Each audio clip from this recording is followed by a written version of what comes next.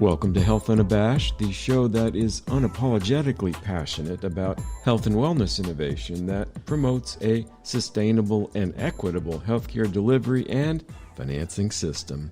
Hosted by digital health advocate, author, and global thought leader Gil Bash, the show looks at the thought-provoking ideas, people, and companies that are making a difference. I'm Greg Masters, the executive producer and co-host of the show, and join Gil as we engage industry talent who share their insights and best practices to create sustainable change. On today's show, our guest is Tom Lawry, National Director for AI, Health and Life Sciences at Microsoft. Tom is a healthcare and software executive with extensive experience in startups, Fortune 100 companies, and large mission-driven health systems. He's adept at creating and accelerating the use of cloud-based AI and analytics solutions that drive digital transformation in healthcare. Tom is passionate and experienced at improving the effectiveness of health systems through thoughtful use of technology, balanced with personalized human touch, or as otherwise framed, he's one of the good guys in the tech space. And with that introduction, Gil, over to you. Greg, my friend, thank you for that. And to all of our listeners, I just want to remind you, Greg Masters has a magnificent program called Pop Health Week, where he and Fred Goldstein really explore some of the most pressing issues of population health, the full potential of really this discipline in doing better for people who need care and the systems that they turn to for that care. Greg, thank you as always. We have someone I've admired for quite some time, Tom Lawry. Tom is the National Director of AI. I'm not going to define AI. Some people call it artificial intelligence. I don't. I call it either amplified intelligence or augmented intelligence. We'll find out from Tom if what his AI preference term is, but he's the National Director of AI for Health and Life Sciences at Microsoft. He covers probably one of the world's biggest health sectors. Obviously, this nation spends about almost 20% of its GDP on health. And Tom is at the forefront of working with health systems, payers, provider systems, major biopharmaceutical companies, understanding the fullest potential of AI and how we can help not just sustain our lives, which is pretty precious, but actually, as we're looking at the rising cost of health in this nation, maybe how it can sustain the nation. Tom, thank you so very much for joining us today on Health Unabashed. Kel, it's always just so great to be with you under any situation, even when we're on camera. And we kind of are now, although this, as everybody knows, is a radio show, but you're looking magnificent. And I just want our listeners to know, I only wish you could see Tom's background. It's a star A+ background of colors and cityscape in the new dimensional world. That's something only Tom Lawry could deliver to us. I get the pleasure of seeing this. You know, Tom, you come at this discipline for Microsoft and for the industry, having really grown up in the industry to a large extent. You've been a champion in developing software systems. You've worked with payer systems who work with provider systems. You've been a consultant. You're an author. I have with me, and I highly recommend that people read Hacking Healthcare: How AI and the Intelligence Revolution Will Reboot an Ailing System. I don't have a signed copy. I have a thumb-worn copy. Hopefully, Tom and I will actually be in the same location sometime in the next few months. I'll lug my copy along and have you sign it, Tom. But Tom, I wanted to ask you, before Microsoft, before your national platform, when you were, I think it was Venus, and you were dealing with software issues, how did you make the jump from software to AI, to health intelligence? Well, I think like everyone, and whether it's your personal life or your career, it's a journey. Many times it's not a planned journey. So, I spent about 12 years very excitedly as a hospital executive, helping to run large hospitals and health systems. And this was a while back. And somewhere along the way, I started learning about all of those challenges that provider organizations face when it comes to providing quality care, providing access for all. And so my journey was going from being a hospital executive to many years ago, getting turned on to this thing before it was even very popularly known as the internet and HTML standards. So I then left a perfectly good career running hospitals to do a couple of startups to try and use technology in the early days of things like the internet to make the patient experience better. So we did a couple of companies around early portals and communications between patients and physicians. I then had the opportunity to go to work for, I think, two of the best companies in the world, GE and now Microsoft. And so somewhere along the way, I was always steeped in the data side of what was happening. And, along the way, we started by having the advent of better tools for general business intelligence. And then, as you know, AI has been around at least since the 50s. I would argue even back to the turn of the last century in some form. But along the way, it went from science fiction to becoming much more real. And at the same time, as those things were becoming more practical and tactical, we saw the uptick in huge issues that every organization is trying to face, whether it's quality, whether it's cost, whether it's access. And then increasingly, because again, I'm a nerdy data guy, when you look at the amount of data that is there and has been growing, it became a huge opportunity to say, if we can take all of this data, match it to the growing array of tools, there's the chance that we can drive value at a far greater rate than just doing what we've always done, at least for the past couple of decades, when it comes to running health systems and providing care. So I'll stop there. So I will end that soliloquy. I think, Tom, that having really honed your leadership voice within the industry on the customer side and embracing potential power of intelligence, information applied to vast problems, gave you sort of a certain sense of insight. Being in a culture of innovation like Microsoft most definitely also gives you perspective and platform. And I'm grateful that you're doing what you're doing. I remember back more recently, let's say the last decade, where we were talking about first big data. That became the buzzword, big data. And then people started to use machine learning, which, I guess was the computers will help us synthesize the big data, and we'll learn from the big data through the machine. And now we come to AI. I wanted to ask you something that I've sometimes wondered. AI became the shorthand to, like, laser. It became the shorthand for another term. And I wanted to ask you that other term, the two words, has that really been helpful at times to getting the populace, to getting the people in the system to embrace this? I've always felt, and I'll say it, that shall not be said, artificial intelligence. I've always felt that people felt either diminished, demeaned, or threatened by the term artificial intelligence, when in fact, I think you like to use the word amplified intelligence. Really, it's just taking everything that we've collected, humanity, we've collected in specialization, and bringing it together and looking for the common threads alongside of a problem we're facing. I'd love to get your perspective of how linguistics has influenced this discipline, good or bad. I think there are at least 5 questions in that one, Gil, but let me see if I can parse those out.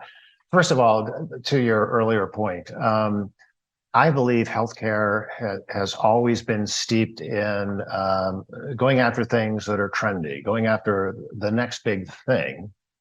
And there are times where, that almost works against the ability to take something new and emerging and actually apply it to do good at scale. So AI has been what I would call the shiny object for several years. Go to any major healthcare and medical conference, and guess what? You're going to be hearing all about it. And prior to that, you're right, it was big data. I happen to believe the good news is I think metaverse is going to become become the new shiny object, and we can just get down to really talking about AI in practical and tactical ways to do good. So many times, if you look at something like the term artificial intelligence, I get to be an advisor to a lot of fairly large organizations people would recognize. Maybe some are even listening today. And many times when I'm dealing with the people at the very top, the CEO, people in the C-suite who are not the technology people, you start talking about artificial intelligence, and as brilliant as they are, as talented as they are for everything they do, there's almost this thing where they push back to say, I was never good at that stuff. And I've hired a great chief technology officer. I've hired a great data science team.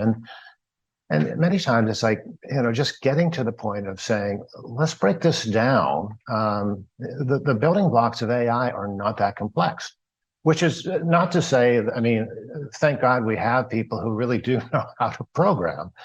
But so many times, it's that leadership imperative that makes the difference between whether an investment in AI in a healthcare organization is going to produce a use case or two that gets published versus producing good at scale across an enterprise. So, I would end my response to this by just pulling back to say, if you look at healthcare today, whether it's a hospital, whether it's public health, you name it, the majority of people in the field are knowledge workers. Knowledge workers mean you deal with a lot of data. So the whole premise, the whole mission that we and Microsoft is on is to say, what if we can take all of this data, use these tools to bring them in behind every knowledge worker to make them better at something they care about? That's the starting point for the dialogue. You don't need to know how AI works. You need to understand some of what it can do. But if you're a knowledge worker, if you're a clinician, you are the ones that as you're driving home at night thinking about those, if only I could solve this, you are the people that AI should be the focus of, to bring that in and behind what you do to make you better at something you care about.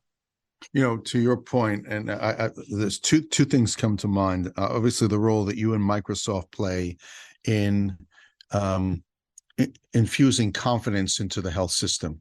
And I do want to explore that in a few moments, but I want to go back to something that CFR Chick Coop told me when right after he was Surgeon General.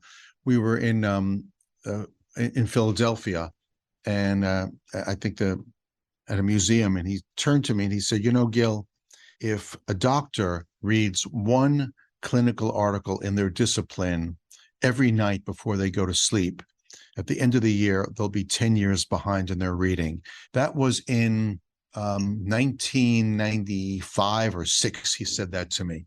And I marvel at my late father-in-law physician who had this incredible IQ. He was an infectious disease doctor, he was a psychiatrist, and then went into sports medicine to boot. He was just massive mind and great capacity for retention. And he became a doctor in the late 1940s, early 1950s, when medicine was far less complex, it had far less data, and the skill set that we infused inside that generation of great clinicians was memorization. And what made them great doctors was pattern recognition. So the greatest doctors not only could remember massive amounts of information, they had this very unique superpower to connect the dots. And so they were able to see things that other clinicians, well-meaning, dedicated, just weren't able to see. They just pulled it in from all different directions to come up with very clear understandings of pathology of disease or diagnosis or treatment. I think today, in this moment of time where we're dealing with massive amounts of data. We have more treatments today. We had very few treatments in the 80s and the 90s. Most of our major treatments for heart disease, mental health, they're actually developed in the 1990s, not in the 1950s or 60s or 70s or 80s. And then, of course, exponentially, knowledge increases. So I often wonder, is our health system sort of a tale of two systems? The historic system of brilliance of memorization and drawing upon this, getting good grades in medical school, so you get a good residency, a good postdoc perhaps, and today's generation of understanding the application of technology. So I asked a group of doctors who are well known, I said, how much training did you receive in medical school about digital health technologies, about virtual reality, artificial reality, AI? How many did you have a semester that dedicated yourself to the learning of technology during medical school? And they looked at me with a smile and they said, well, we had a few hours of discussion, but that was about it. And so one question I have is, Microsoft is so infused in our lives, whether it's my Microsoft Surface or the software I'm using. I mean, Microsoft is so much a part of my life in any way. Do you think that medical schools need to shift, knowing what you know from your expertise in health, need to shift and say, wait a minute, we need to devote some of medical school training to applying the tools of technology, the tools of accessing information to be better clinicians and to come to more confident diagnoses?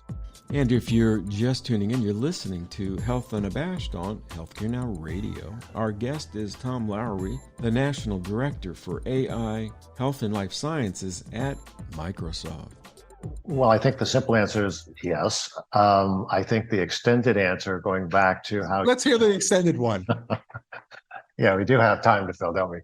No, so to your earlier point, so there's one study, there are many studies out there. There's one study that shows if you were a newly minted doctor in 1950, you would go your entire practice, almost 50 years, before medical knowledge doubled.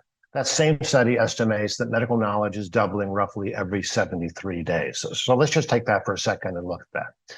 To your earlier point, you are the best trained physician coming out of one of the best residencies in the country, if not the world, today.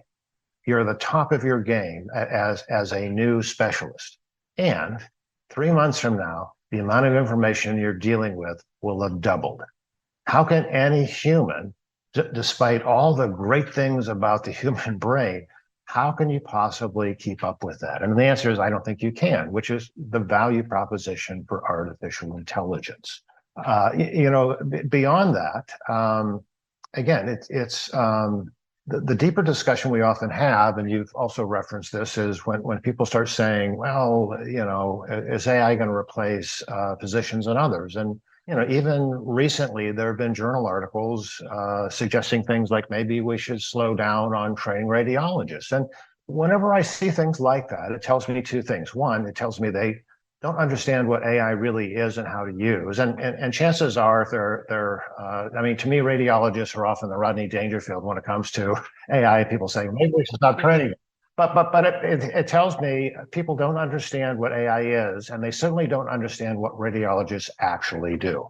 So beyond that, it's part of the topic of my last two books, where I believe as the world moves on, every health organization is already starting to use in some way some form of artificial intelligence. There are two classes going forward of what I see as health systems. One, there's what we would call the traditional health systems, which exist today. They are going to use artificial intelligence to basically improve existing ways of work and existing processes, which is great. But there's another group, which I call the intelligent health systems, that are gaining greater understanding of these tools. And what they're really doing is looking at how to reinvent and change the way their systems work across all experiences, all processes, and all touch points. That includes all of those things relative to their physicians, their nurses, but equally, if not more important, they're looking at how to change those experiences for the people they serve. So when I look at our view, I look at Microsoft and what we're trying to do. And our approach to healthcare, frankly, is very different than some of the others that are big technology companies, which I think is super important to point out. But our job is to get behind those clinicians, those health organizations. Our challenge, our opportunity is for all the major things that are in healthcare today, like EMRs and imaging systems, our model is to say, as they become more intelligent and you pop the hood on that EMR, on that imaging system, what you'll find is increasingly more of the Microsoft AI, our intelligent cloud, driving the ability of others to transform the way healthcare works. So if we're going to do an interview, say, even in a couple of years, I'd love to revisit the traditional health systems versus the intelligent health revolution that I think started before COVID. COVID certainly gave that a major push when it comes to pulling forward all of these things that are available today. To that end, you're talking about, first of all, let me say you're invited back in more than a few years. So let's get that on the books, on record. I wanted to ask you a little bit about the practical work you're doing. You've written 2 great books, and again, I would really recommend to people to get your most recent book. It's a great book. It's practical. What I liked about it is you do deal with theoretical aspects of AI and health in the book, but you drill down into the operational nuts and bolts. And I think that people need to read this. I think that your book actually is a blueprint for strategic thinking inside the provider system specifically, but also the payer system. And I wanted to ask you a quick question about the fragmented health ecosystem. We have payers, we have providers, we have patients, we have policymakers, we have people developing products in the world. They're all separate universes. They have their unique economies, how they make money, and so forth. And yet, in theory, the thing that should be connecting them all are people who have health needs. We're always people first, but when we enter the system, we're termed patients. Patients actually are the glue that connects this very wild system. And you and I have discussed this before. The patient is not at the center of the system. The system is at the center of the system. I wanted to get your take on how the intelligence revolution could actually get people to realize that we need to bring the patient in as a full partner. It's their information we're understanding. It's their well-being we're understanding. It's their outcomes we're understanding. It's the cost of caring for them that we're understanding. When we talk about patient centricity, we have to understand that at the center of everything we do is people who have health needs. And yet, I find that the system is actually at the center of the system. The system is the customer of the system. And I just love your take on that, on the role of information or intelligence in getting people to reorient, or as you say, reboot this system that is ailing. Well, boy, again, so many jump spots on your very deep question, Gil. So I'll come back to something you said earlier as we started the segment.